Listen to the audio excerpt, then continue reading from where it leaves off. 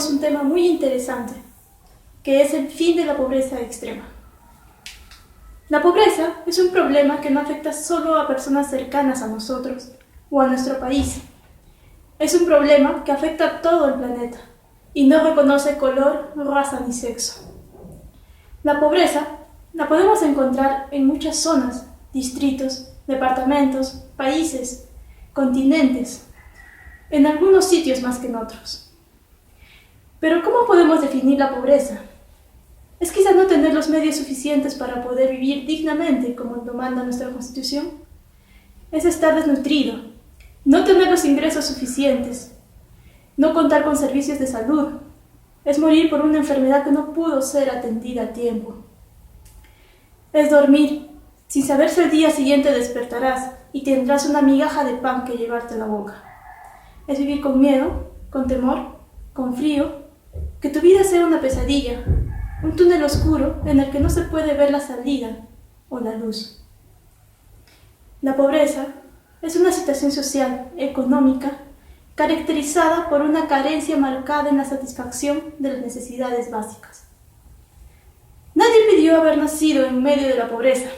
Esta era una condición impuesta a las personas, y que las personas caigan en esta condición o salgan de ella es cuestión del azar. Pero la pregunta que deberíamos plantearnos cada uno de nosotros es: ¿qué hacemos para poder enfrentarlo o erradicarlo? ¿Qué hace la sociedad o el Estado?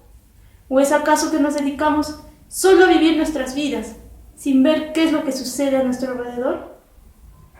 Economistas clásicos entienden la pobreza como una categoría central del análisis económico, como Adam Smith, que afirma que ninguna sociedad puede ser floreciente y feliz si la mayor parte de sus miembros son pobres y miserables.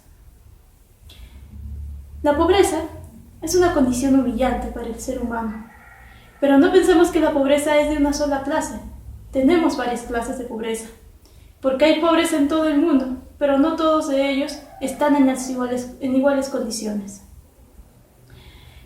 Aquí podemos encontrar, por ejemplo, la pobreza extrema, que es el estado más severo de la pobreza, cuando las personas no pueden satisfacer varias de las necesidades básicas para vivir como son el alimento, el agua potable, un techo, sanidad y cuidado de la salud. La pobreza relativa depende de las situaciones sociales y geográficas de cada país o comunidad a la que pertenecen las personas. No son iguales las carencias en países europeos como en africanos o latinoamericanos. Pero llegaremos al punto central de este artículo, que es la pobreza extrema. Hasta hace muy poco se consideraba la pobreza extrema como un fenómeno que no tenía solución, porque no teníamos los conocimientos y la tecnología necesaria para poder superarla. Pero en la actualidad surge una luz de esperanza y se percibe la opción de que la pobreza no es un monstruo y que sí se puede vencer. La erradicación de la pobreza extrema y del hambre es la primera meta de los Objetivos del Desarrollo del Milenio, estipuladas por 179 Estados miembros de la Organización de las Naciones Unidas en el año 2000. Los economistas consideran que enfermedades epidémicas como el SIDA, la malaria y la tuberculosis son factores cruciales y consecuencias de la pobreza extrema. La pobreza extrema es más común en el África subsahariana, al sureste asiático, Centro de América y el Caribe. En algunas regiones del mundo la situación es peor que en otras. Actualmente hay diversos sociólogos, economistas, científicos y humanistas que investigan y tratan de buscarle una solución al problema social que es la pobreza. Entre ellos encontramos a Jeffrey Sachs, un economista estadounidense que estudió en la Universidad de Harvard, donde obtuvo una maestría y doctorado. Actualmente es director del Proyecto del Milenio en las Naciones Unidas y asesor en algunos gobiernos latinoamericanos, como Bolivia, Argentina, Venezuela, y en países de Europa, África y Asia es reconocido como un experto en situaciones de crisis económicas graves y difíciles. Consideramos que el economista más importante del mundo y uno de los 50 líderes más importantes de la globalización es Jeffrey Sachs. En el mundo, la sexta parte de las personas mueren por no tener los medios necesarios o la capacidad suficiente para subsistir. Asimismo, podemos dividir a la población mundial en 4 partes. La primera, 1.000 millones de personas pertenecientes al mundo de las rentas altas. Básicamente las encontramos en Japón, Europa y Estados Unidos. La segunda, 2.500 millones de personas que se encuentran dentro del mundo de las rentas medias y cuentan con la capacidad de consumo o alguna capacidad de ahorro.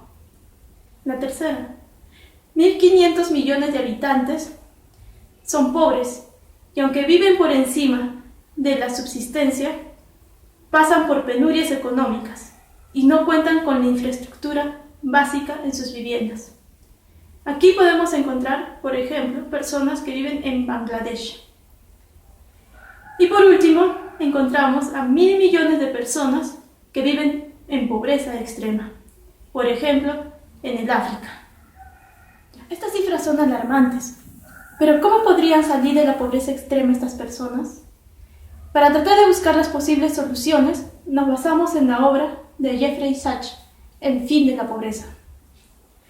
Todos los seres humanos tenemos el derecho de llevar una vida digna, pero para esto necesitamos trabajar en equipo, crear una asociación entre los países, como lo indica uno de los objetivos del milenio. Crear una escalera o escala de desarrollo, en la que todos nos podamos subir, especialmente los más pobres.